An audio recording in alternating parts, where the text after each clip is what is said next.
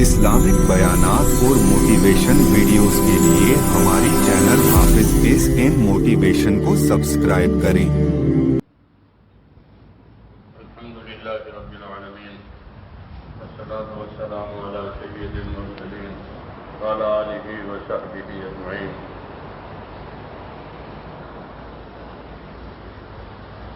میرے پیارے بھائیوں، سب سے بڑی نعمت جو ہم کو ملی ہے وہ اللہ تعالیٰ کا دین ہے۔ اس سے بڑی کوئی نعمت نہیں،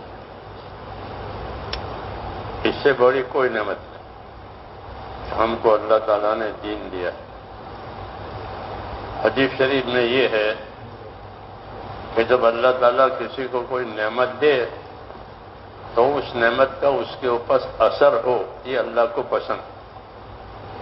ان اللہ یحب ان یری علی عبدہ اثر نعمتہ، کہ اللہ تعالیٰ کو یہ بات پسند ہے کہ جب کسی کو کوئی نعمت ملے تو اس نعمت کا اس کے اوپر اثر ہو۔ یہ بات ایک آدمی سے حضور نے فرمائی تھی۔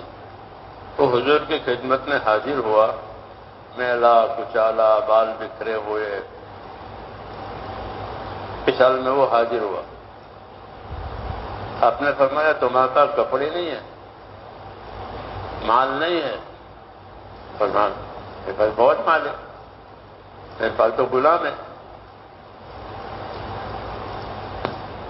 آپ نے فرمایا جب اتنی نعمتیں تیرے پاس ہے تو اس نعمت کا تیرے اوپر کوئی اثر تو ہونا چاہیے۔ یہ اسے فرمایا ان اللہ یحب ان یری علی عبدہ اثر نعمتہ، کہ جب اللہ کسی کو کوئی نعمت دے تو اس کا اثر اس کے اوپر ہونا چاہیے۔ مثلا کپڑا دیا ہے تو پہنے، کھانا دیا ہے تو کھائے۔ جی ہاں، اس نعمت کا اس کے اوپر اثر ہو، یہ اللہ کو پسند ہے۔ یہ نہیں کہ نعمت ایک طرف ہو اور یہ ایک طرف، یہ ایسا نہیں۔ تو یہ تو مادی نعمت کے بارے میں، یعنی ظاہری نعمت کے بارے میں، ایسے مانوی نعمت کے بارے میں بھی یہی بات کہ اللہ نے دین دیا ہے تو اس کے اوپر دینداری کا اثر ہو۔ اللہ نے قرآن دیا ہے، قرآن پڑھنا جانتا ہے تو اس کے اوپر اثر ہو۔ مال دیا ہے تو مال کا اثر ہو۔ کہ مال کا کیا اثر ہے؟ کہ مال کا اثر سخاوت ہے۔ مال کا اثر سخاوت ہے کہ اللہ نے مال دیا ہے تو یہ سخی رہے۔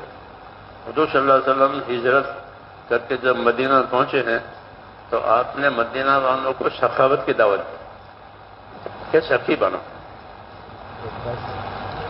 سخی بنو۔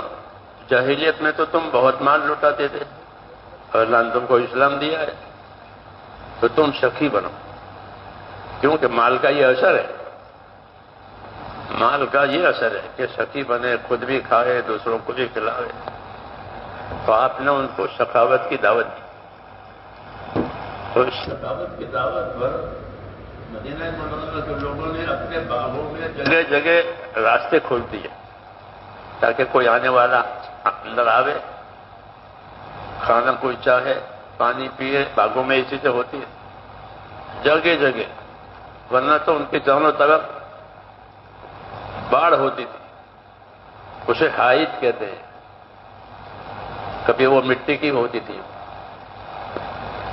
جی ہاں، تاکہ کوئی اندر نہ آوے، کوئی جانور نہ آوے۔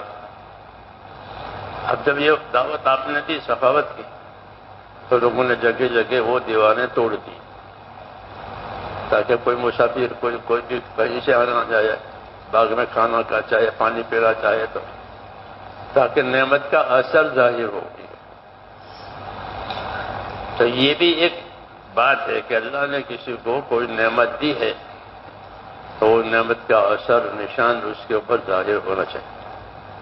کھانے کی چیز دی ہے تو کھائے، پینے کی چیز دی تو پیے، پہنے، اوڑھے۔ اور دین دیا ہے تو کہ اپنے آپ پر دینداری لاوے، کہ دین سے بڑی کوئی نعمت نہیں ہے۔ خاص احسان کر کے اللہ نے ہم کو دین دیا ہے، رسول دیا ہے، کتاب دی ہے، یہ خاص نعمت ہے۔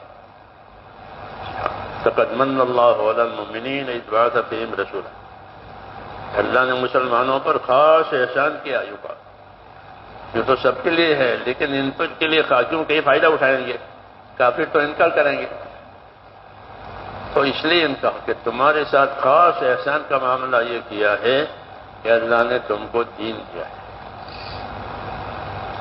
اور جب دین دیا ہے تو وہ دین ایک نعمت ہے، اس کا اثر ہونا چاہیے۔ ان اللہ یحب ان یرا علی عبدہ اثر نعمتہ، کہ اللہ کو یہ بات پسند ہے کہ اپنے بندے پر اس کی دی ہوئی نعمت کا اثر ہو۔ تو دین دیا ہے تو کہ دینداری کا اثر اس کے اوپر ہونا چاہیے، اپنے ایمان میں تازگی پیدا کریں، پہلی بات اپنے ایمان میں تازگی پیدا کرے، اپنے ایمان میں قوت پیدا کرے۔ ایمان میں قوت کا مطلب یہ ہے کہ آخرت کی فکر پڑے، اللہ کے وعدوں کا یقین آوے، اللہ کے وعیدوں کا ڈر پیدا ہو جاوے۔ جی ہاں، یہ ایمان کی قوت، کیونکہ ایمان میں جتنی قوت آئے گی اتنی اللہ کے حکموں پر چلنے کی طاقت آئے گی۔ جیسے بدن میں جتنی طاقت آوے اتنی اپنی ضرورتیں پوری کرنے میں آسانی ہوگی، تو بدن میں طاقت نہیں ہوگی تو وہ اپنی ضرورتوں میں دوسروں کا محتاج ہوگا۔ تو بدن میں طاقت نہیں ہے، کوئی پانی پلاؤ، مجھے اٹھاؤ بٹھاؤ، کیوں؟ بدن میں طاقت نہیں ہے۔ تو جب بدن میں طاقت نہیں ہوگی تو بدن کے تقاضے پورے نہیں ہوں گے، دوسروں کا محتاج بنے گا یا پریشان ہوگا، فائدے کی بات ہے، کیوں کہ بدن میں طاقت نہیں ہے۔ ایسے ہی میرے بھائیوں، جب ایمان میں طاقت نہیں ہوگی تو ایمان کے تقاضے پورے نہیں کرے گا۔ ایمان کا کیا تقاضا ہے؟ ایمان کا تقاضا یہ ہے کہ اللہ کے نافرمانی سے اپنے آپ کو بچاوے۔ اپنے آپ کو اللہ کے نافرمانی سے بچانے میں ایمانی طاقت کو دخل ہے۔ جتنا ایمان میں قوت ہوگی، خدا کا خوف ہوگا، آخرت کی فکر ہوگی، تو وہ گناہ سے بچے گا۔ اور اگر یہ چیزیں اس کے دل دماغ سے غائب ہے وہ تو جانور کی طرح ہو گیا۔ ہاں، تو کوئی فکر ہی نہیں ہے، یہاں منہ مارے، یہاں منہ مارے، اس کو لات مارے، اس کو سنگ مارے، جانور، کوئی قید نہیں، کچھ نہیں۔ جی ہاں، تو اس کا مزاج حیوانی بن جاتا ہے۔ جی ہاں، اس لیے میرے بھائیوں، اپنے ایمان میں طاقت پیدا کرنی ہے، اپنے یقین میں طاقت پیدا کرنی ہے۔ اس کا طریقہ یہی ہے کہ اپنے آپ کو دین کا پابند کرے۔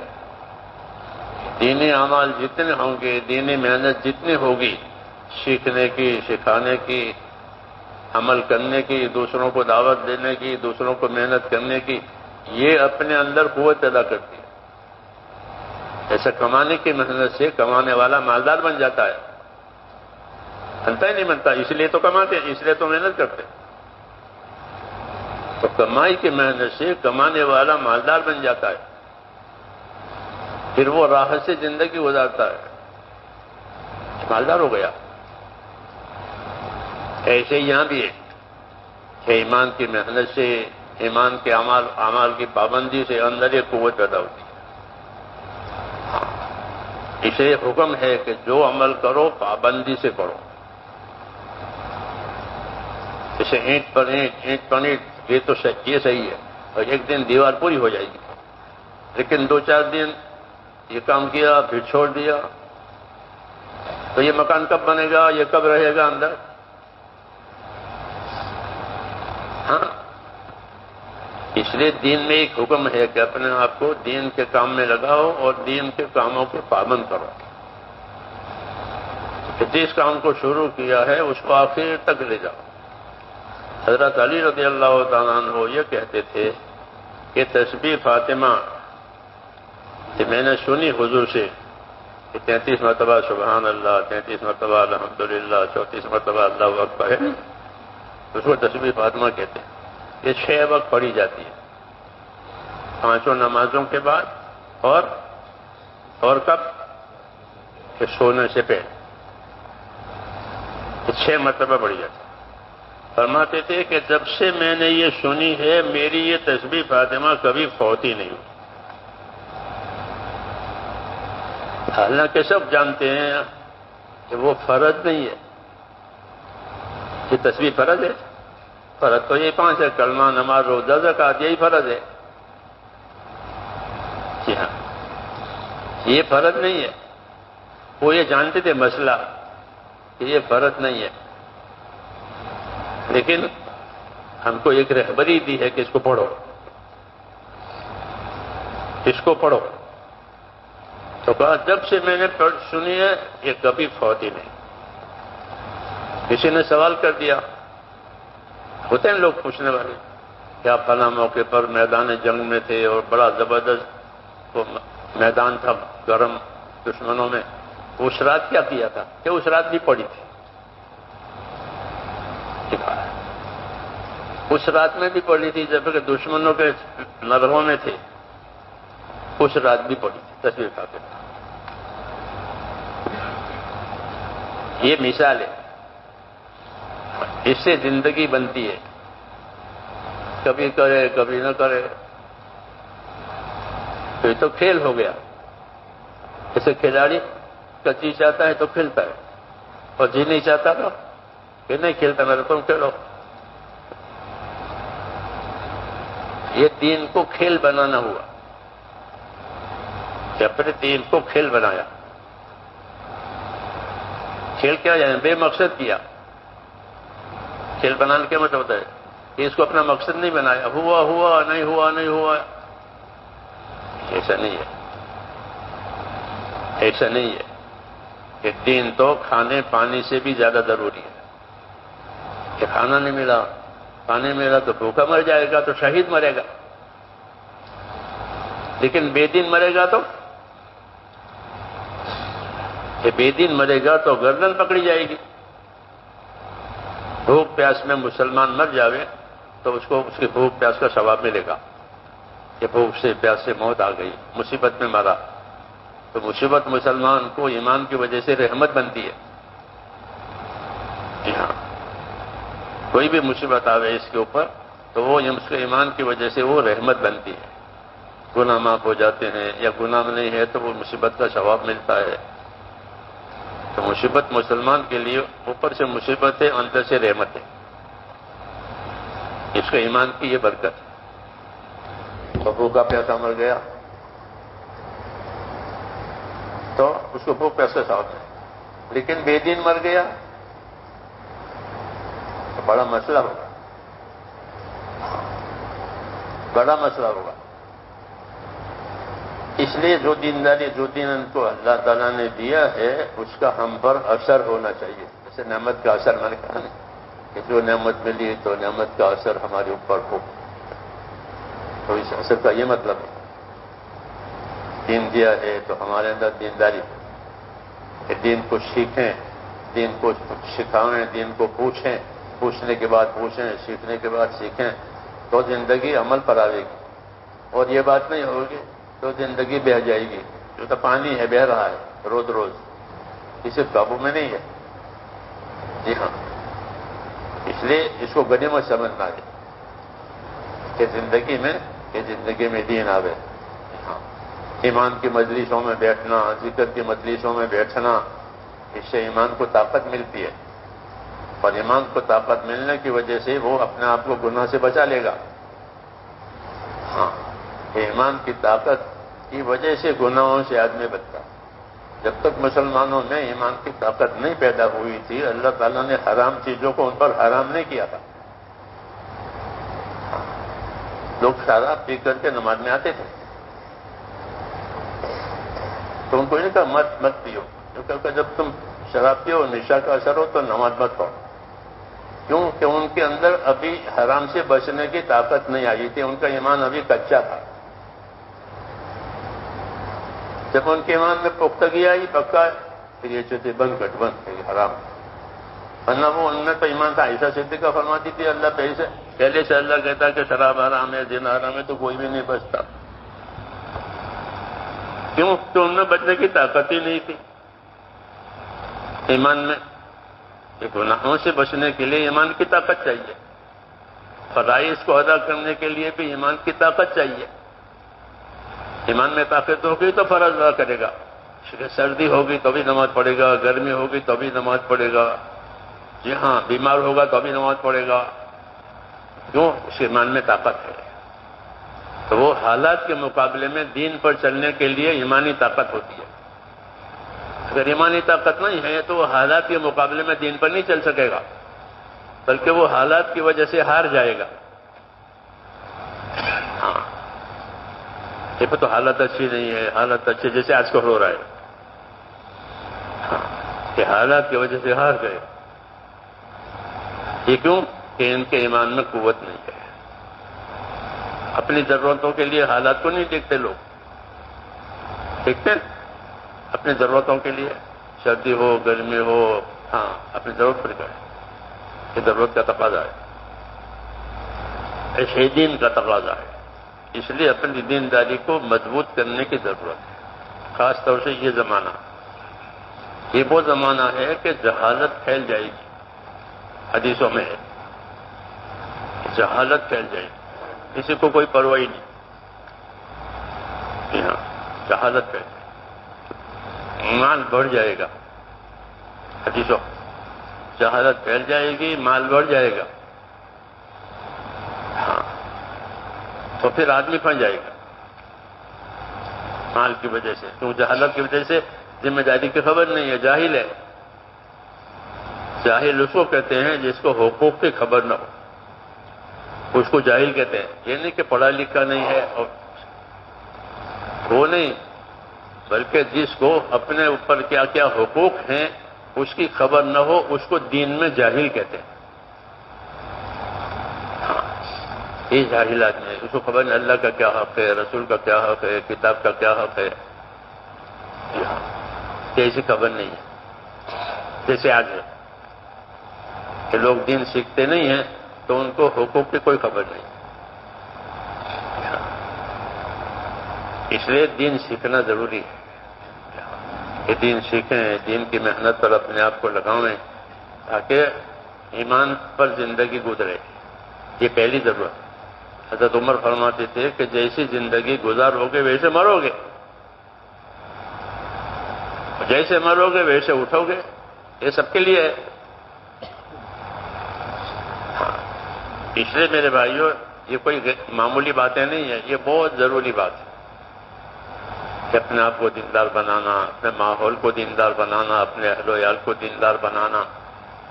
ہاں تو مالدار بنانے کے لیے تو سب تیار ہے کہ وہ ہم مالدار رہیں اور ہمارے اہل و عیال مالدار رہیں،